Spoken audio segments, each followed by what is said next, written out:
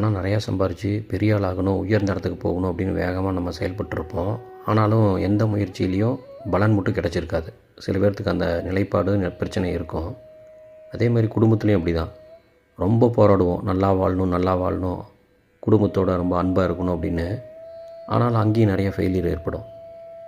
நீங்கள் ஒன்று தொடர்ந்து ஒரே விஷயத்துக்காக நல்லது, முயற்சி, உயர்ந்த இடம், நிறைய சம்பாதிக்கணும் அப்படின்னு ஒரு போராட்டத்துக்குள்ளே நம்ம போகிறோம் இல்லைங்களா?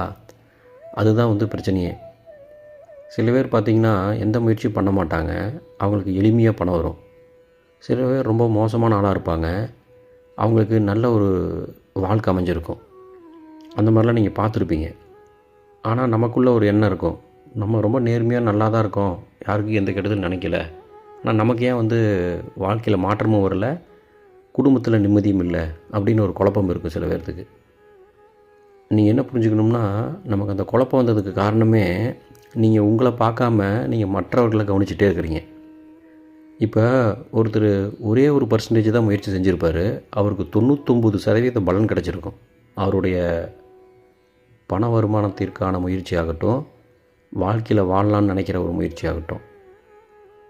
சில பேர் பார்த்திங்கன்னா 99%, 100% முயற்சி செய்வாங்க நல்லா வாழ்கிறதுக்கு, பணம் சம்பாதிக்கிறதுக்கு.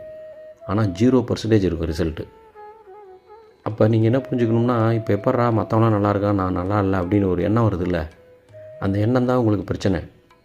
அந்த எண்ணம் இயல்பு தான் வரும், அப்படி தான் வரும். அது எதுக்கு வருது அப்படின்னா, அவங்கள மாதிரி நீங்களும் உயரணும், நல்லா இருக்கணும், நல்லா வாழணும்னு உங்களுக்கு ஒரு தேவையை நோக்கி ஒரு ஆசை உருவாகுது.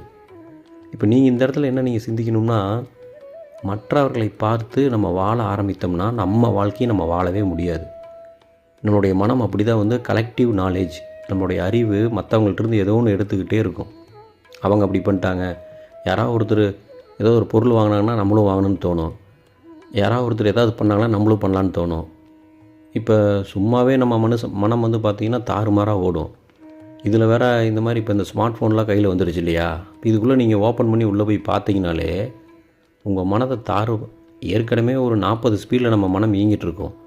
இந்த மாதிரி ஸ்மார்ட் ஃபோனுக்குள்ளேலாம் போய் ஏதாவது நீங்கள் வீடியோ பார்த்தீங்கன்னா 100 ஸ்பீடில் வேகத்தில் இயங்கிறதுக்கான எல்லா வாய்ப்புமே இந்த காலத்தில் வந்துருச்சு.